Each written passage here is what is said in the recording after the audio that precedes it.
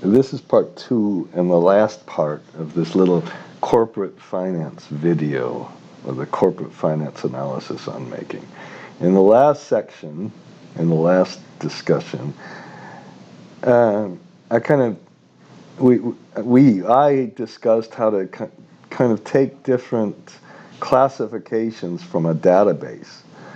And then I didn't show all of them, but we can show the gross margin, we can show all the expense percentages, all the depreciation, even the stock turns of comparable stores. Or we can take one single store and see how that compares. And then we can even go to this thing and select different samples from a group. Okay? Once you've done that, I'd like to come up with a nice way to present all these assumptions. So we kind of have our assumption, this is a bigger store, I suppose, and we have all of our assumptions next to the assumptions that were made for the various items. Okay? Now, that's fine. So one of the things we'd like to do is to make a little macro here and just make a little picture, make a little graph, and on that graph show all the assumptions and compare our assumptions to the other ones, make a little drop-down box, okay? And on the drop-down box, we'd like to, show the assumptions, you don't know. We'd like to show the various assumptions and compare the assumptions we made with history. And then when we put this here, we want to go to the assumption and modify it. And we'd like to be able to then very quickly show kind of this stuff where we take the different stores. Now, I can't really do that with our checkbox thing. I suppose maybe I should have put a list box in there for that, but whatever.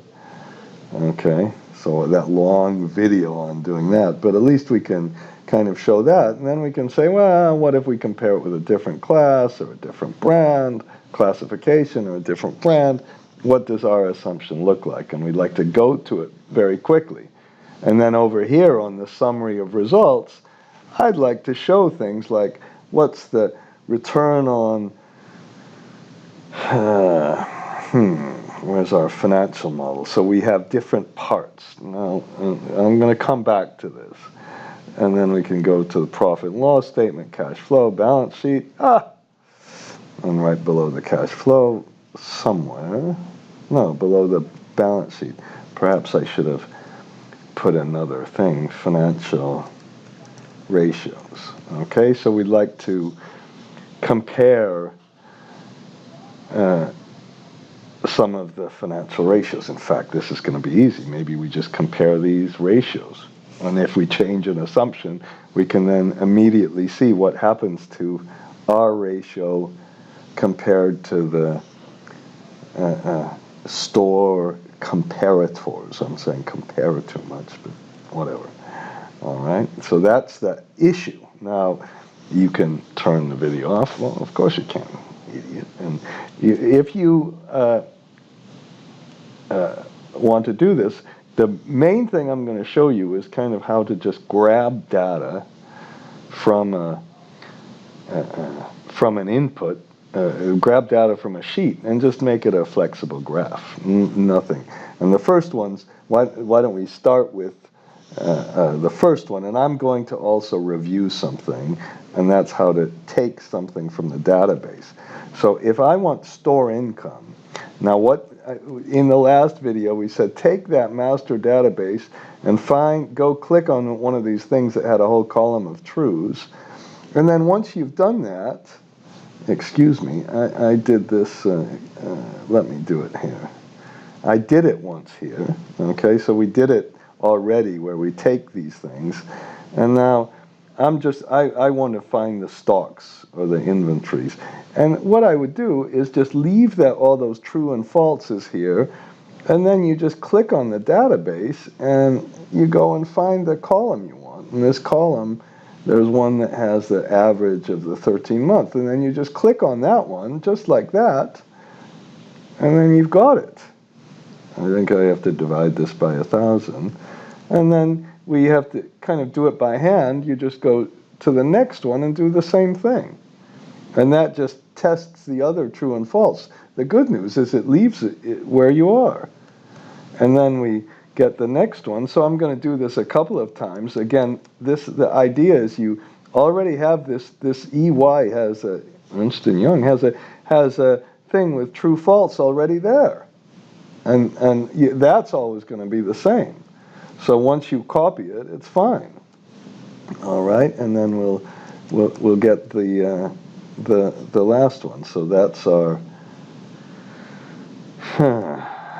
that's how you copy it. Let's do kind of one more. Now, if I might want the return on invested capital. So over here, I did it for each kind of store. They should have done this. How could you not want to see what kind of return on invested capital you have on each store? Okay, so again, I need to copy this. Oh no, I'm going to have to do it one more time. And we'll just take the database and click on the one here, Shift Control P, get the next one. So I'm doing it again. I'm trying to show you, once you have the true falses in here, kind of how easy it is to do some of these evaluations. All right, okay, and then now you can see already what the kind of, I'm sure I have some crazy assumptions here, but our new store has a 40% return on invested capital, and our other stores didn't. I think I would question something like that, as I'm so negative that sometimes I think I lose business because I'm too negative about everything. Can't be positive ever.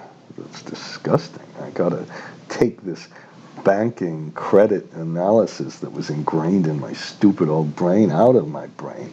Okay, so maybe we'll compare the return on invested capital and the store operating income. Okay, I'm doing this one more time, but you know, I'm kind of talking while I'm doing it. So we'll compare all of those things. All right, and let's do this. Where's this? See, I can't even find it now.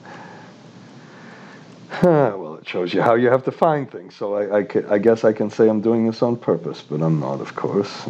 Okay, and where's our... Oh, well. Okay, enough. Okay, so I just finished this up. Excuse me for that. I just couldn't find the right column, and I found it. Okay, it was here. Trading, profit. It says before depreciation, and that's actually not even accurate. Okay, now, so I want to talk about just one financial modeling idea, and that's perhaps our S&T, structured and transparent. To make it structured, keep all of the inputs in the same order, Shift-Alt-C, hopefully it's still on the red in the other one, and the title color. Keep all the sections here, so we start with I start with a comparison store, then go to the turnover, the gross profit, the rent, the capex, and all that. And for each assumption, keep the same formula, the index function here. I think there was one difference maybe, but keep it all the same so you can see exactly where everything comes from. These red colors means it comes from the red database. All of that from our Shift Control C. Then I'm going to press Shift Alt C, okay, and I'm going to do it one more time. Okay, and then now when I do this, okay, these formulas are exactly the same, and every single input comes from the assumption sheet. Okay, and put an underline for all the numbers that are going to be used. I didn't maybe do every one of them, that are going to be used in the financial statements, and don't ever start with a profit and loss statement, and the profit, here's our profit and loss statement. So now this just gathers data from everywhere else, okay? And then now I'm into the financial ratios. Now if you want to do this, let's say I want to make some graphs, and I'm going to compare the returns. Perhaps I'll make a 5-year graph where I compare some of these statistics and compare them to some benchmarks. Okay, so I think I'm going to make it, press Shift, maybe I'll kind of do it before the Shift F11. Okay, the first thing we'll do is put a row number in. Okay, and this, I'll just, whoops, this is going to be an input, but let's go to our financial model. This is going to be a simple index function with a little drop-down box, and I'm going to start in row 233. In fact, what I'll do is put I think, just a minute, we could get really fancy, but I'm going to put equal row, the start row here. Okay, so let's start at this row and go down to the next row, okay? All right. Come on, sorry about that. And I'm going to stop saying sorry so much. Okay, and then we just put our row number in. Let's put 233, and then make the standard kind of thing, make a little drop-down box.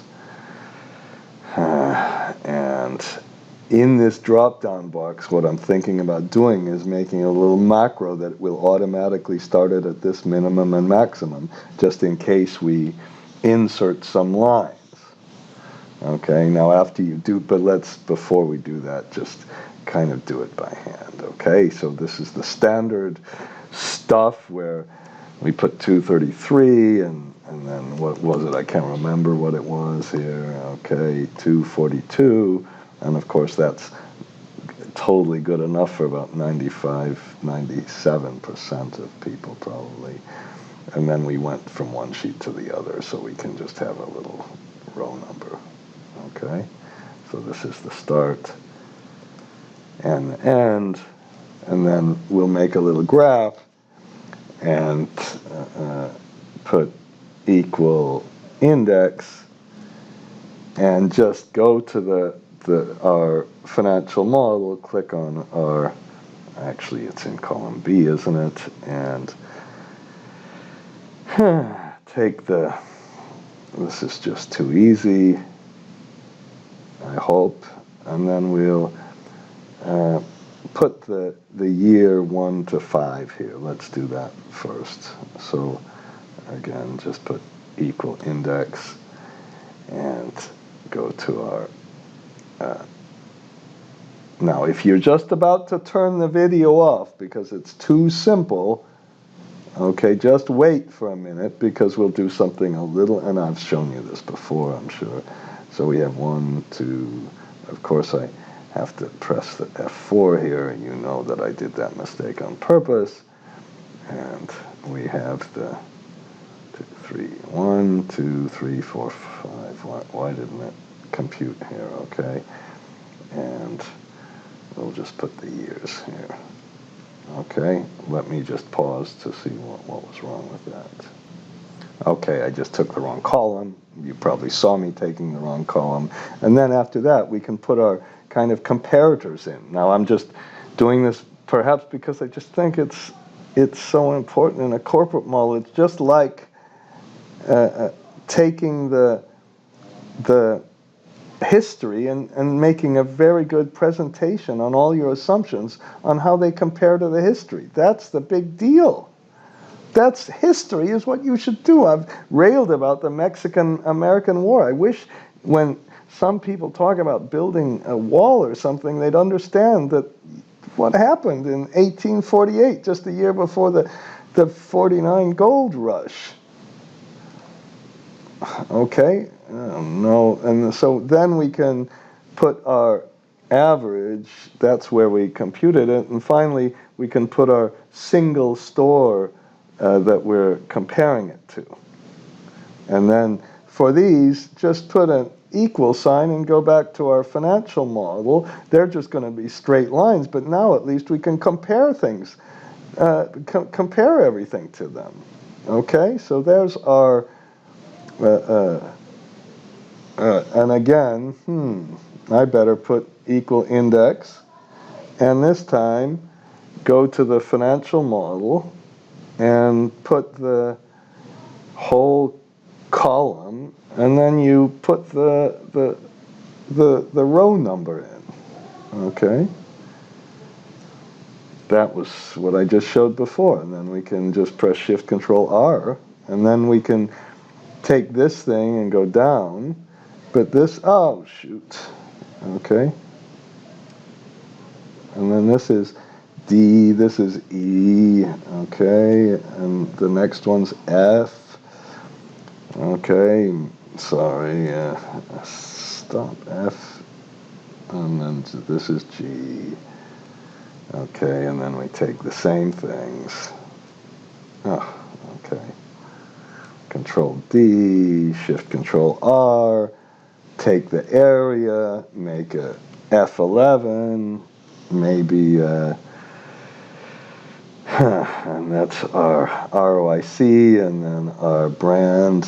I suppose I'll leave it as a bar chart, and then I'm going to just copy this, and eventually I'm not going to waste at least a lot of time with you on a video on formatting the graphs, okay?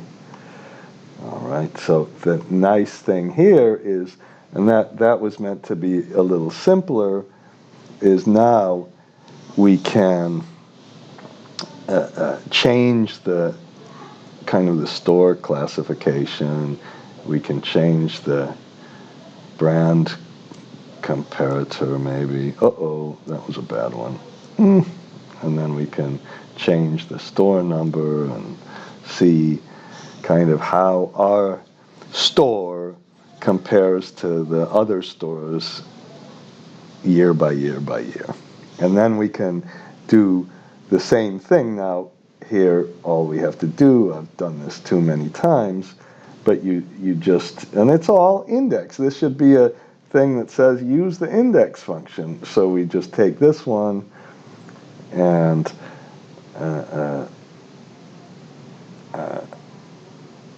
copy our little row number here. Okay, so then we can, I don't know, change the row number. And I should have clearly put what's happening here to the, what, maybe not. We'll see how. Got to try it. I'm not going to try this and embarrass myself completely. And I'm going to try to make a little macro that automatically kind of restarts our little comparison.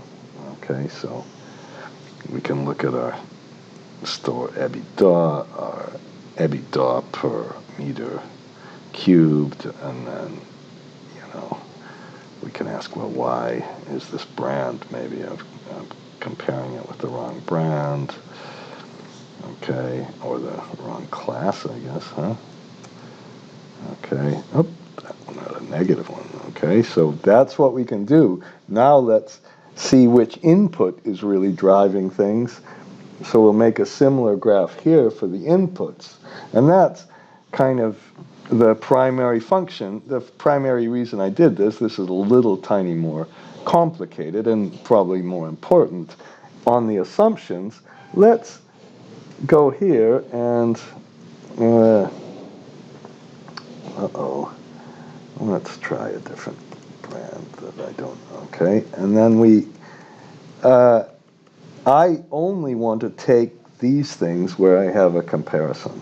It's a waste. Otherwise, it'll be way too long. And if I just take this same kind of approach that I just did, I have too many blank lines. I don't want to do that. So I'm going to insert, before I do that, Let's see what we had here. Okay, I already put some blank lines here for you, so we'll make these two a little bit wider. And I'm simply going to use the fact that this one equal this one,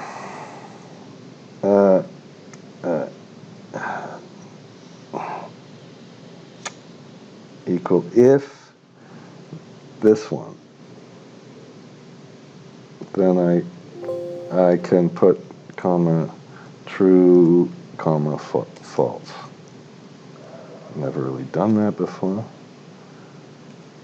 It should work. So then we have, I'm going to go ahead and go down through the whole page and do this thing on the whole page. Okay, and it's a little bit like our last one. So we copy this down and we have some truths and falses. Of course, don't worry about that. We're going to hide these. And actually, I think I'm going to need another item. Okay, so now, by the way, it's taking a little bit long, and that's because of the now, kind of like what I did on the last video. If we just add one, then we'll just get a little counter here. And so we're just, in our graph, we're just going to have 24 items to graph, not a whole bunch of these things. Okay, and then now, whenever the next thing we're going to do, stupid thing to say, I'm going to make a second graph here, and I'm going to do it quickly. This time it's going to be a little different, because I'm going to put one, and maybe, Alt-EIS, let's go down and put as much as 30, okay? Perhaps we'll have some more things. And then we'll put a match of this one against our little column, okay, this one, and then press comma 0. And that gives the row number. Okay, and that's going to be a kind of crucial thing to do. So we're going to graph row 60, and then I've got some NAs because we went too far. So what?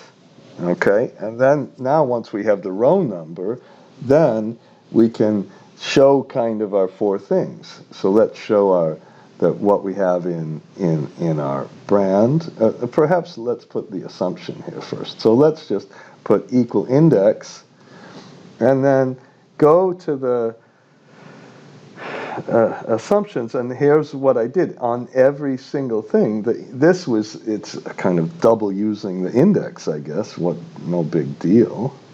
It's not like that's a big discovery, is it? And then that's what we put in for our assumption. Okay, and then we can hopefully I did this correctly, then we can put in the comparison that we have to this one, the comparison we have to this one. Of course, let's put 4 of these, right? Equal transpose. Couldn't put paste special, Shift Control Enter.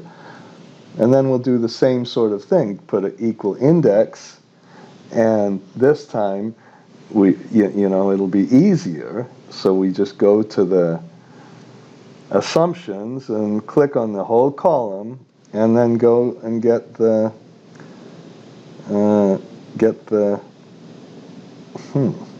row number, and I can copy that across. So that's our I did something wrong.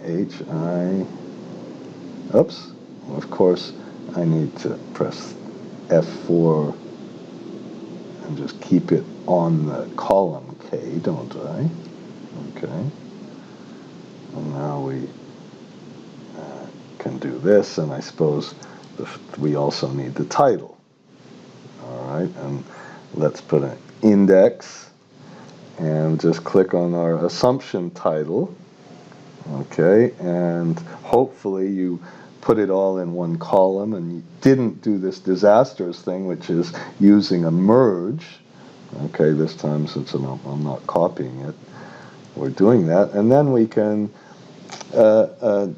just kind of get all of our assumptions. Now this time, since we have a nice list, let's make a drop-down box. Okay, so the rest of this is the big thing was just showing you this little match and true and false technique. Okay, right click and go to format control and go to the whatever, the windscreen wiper method, and you have to do the mouse, don't you? Use the mouse, do the mouse, and then you put a comma, and oops. Okay, and then I can't even make these silly things anymore.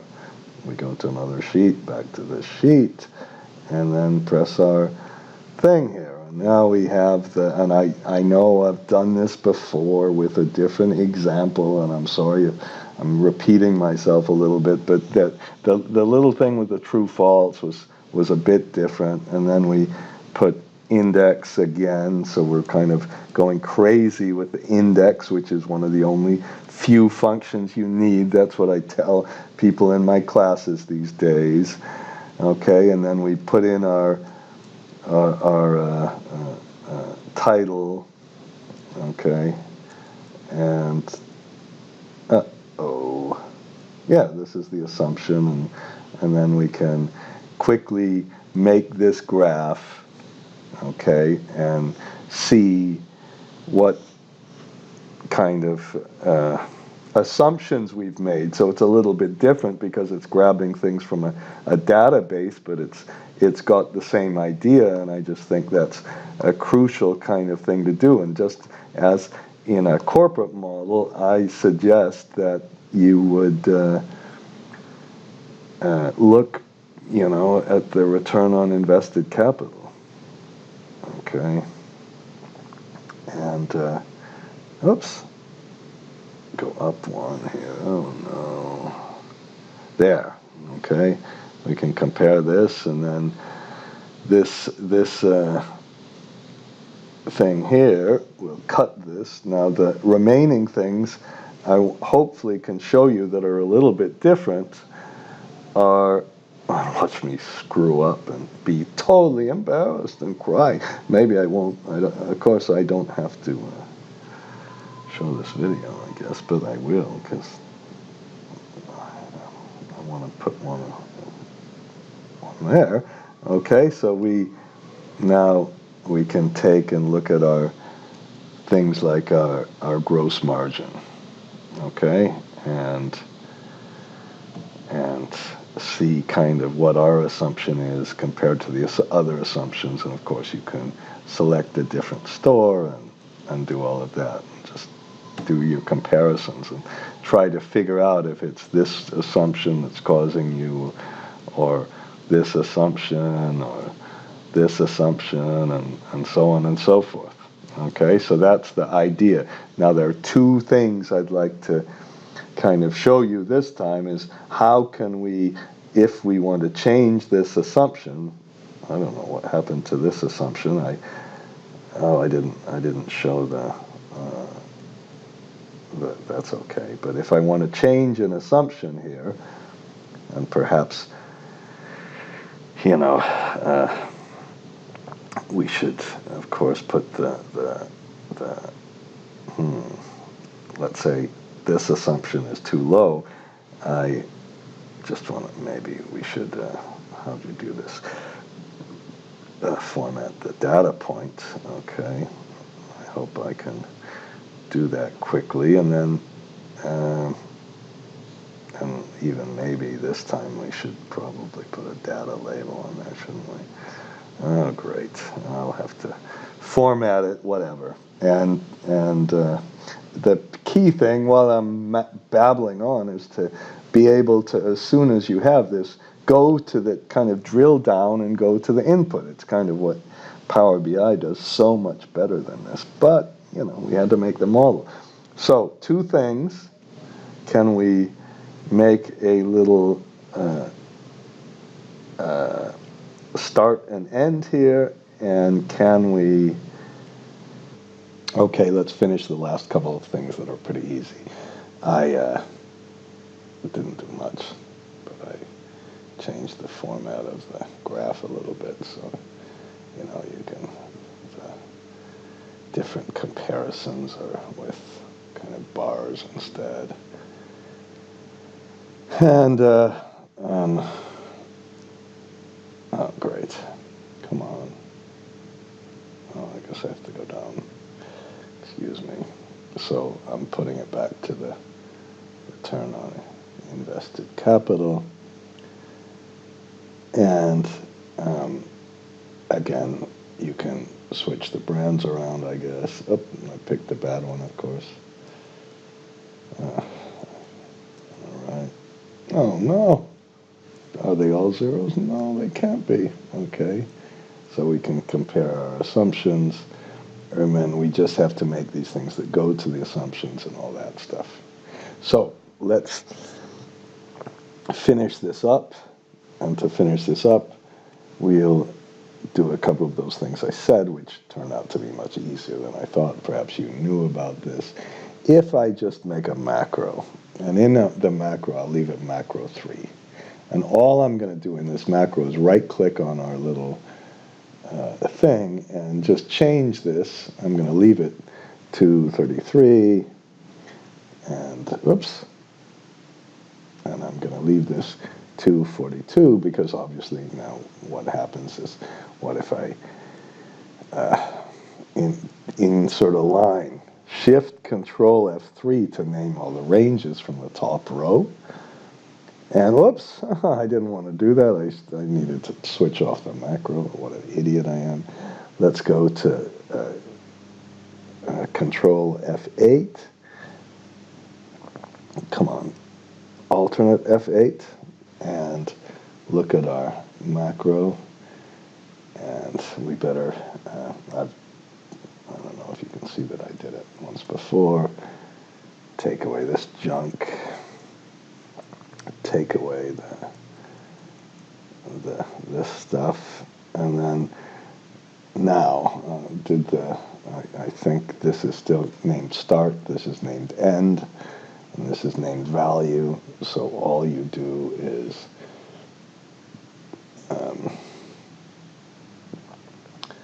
call the minimum and put a range start. I hope I've spelled it right, and I think I named it end. I've had a long day, and let's put the current value as range start, just okay, and the rest of it's fine. And all we need to do now is make a little box or something with it. So we'll do something called reset. Uh-oh. And no, that was fine. Okay. I feel like this is hardly worth showing you. And right click and assign that macro to it, which was just macro 3. Let's put a couple of extra rows. This was in the financial model. Let's say we insert a couple of different rows here. This one wasn't bad. It wasn't inserting really. What slows you down, and Haida told me about this, was the and now these changed. Now if I right click right now, if I right click on this one, oh come on, oh no, I remember I had a class where we spent half the time in the class on this one. I don't want to assign a macro. I want to go to format control. So right now it has 233 and 242, but this changed here. So we just press the reset button, and now right click, and now it fixed it for us. So that's all we do with that one. The next one's almost as easy. So what I did here was put our row number, use an index function to get the row number, Okay, and then we take this row number over to our little thing, our beginning, and I put A. So we'll go to A and the row number. Okay, I just put it in. I don't think there's any mystery about that. And then we better put the sheet name here. Perhaps I'll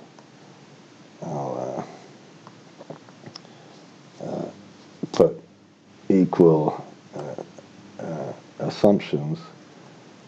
Now, I suppose you know, sometimes I would say, no, we've got to do this, and I forgot to put the little exclamation point. If it's got no space, this will work. If it's got a space, it'll be a little bit of a problem.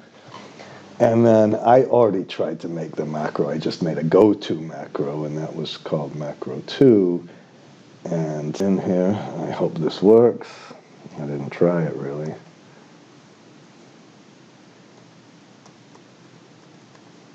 Just like that. Okay. And that's our macro 2.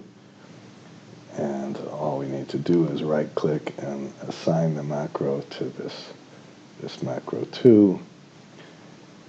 And let's see if this little stupid gimmick works. Maybe I'll make it a little longer so you can... Okay, so... it didn't work. Shoot! Just a minute. So, as usual, just when I thought everything was so easy, I just put simply the row number in here. And then I made the little macro. And I suppose, unfortunately, I said, well, let's make it R, and then the row number, which is 48, and then C1. And then first go to the assumption sheet, and then go to this variable. Enough, you can look at that. And then, so now if we want to, so let's say we're looking at something else, the shrinkage or something. And I think, no, we better go to this input. And then it goes to the shrinkage for us, and we can kind of adjust everything. Now, of course, if you want to go backwards, well, let's do something silly. You know, obviously, you just record the macro and think you're fancy if you went back to the summary page and clicked on the A1 maybe and stop recording and go back to and make some silly little, you know, arrow or something like you're really cool. Whatever, this should be almost illegal to act like, oh, you've done something fancy by doing something simple like this. Okay. So, all right. No.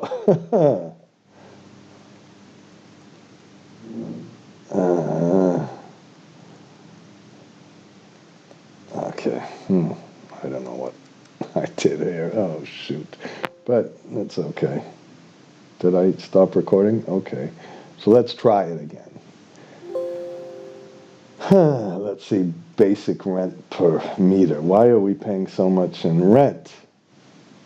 So we can go to the input, and it takes us to the rent, and we can examine it and go back to the input area. And this looks a lot fancier than it really is, and that's enough. So now you can, this was about kind of making flexible graphs, I guess, enough of that. And finished.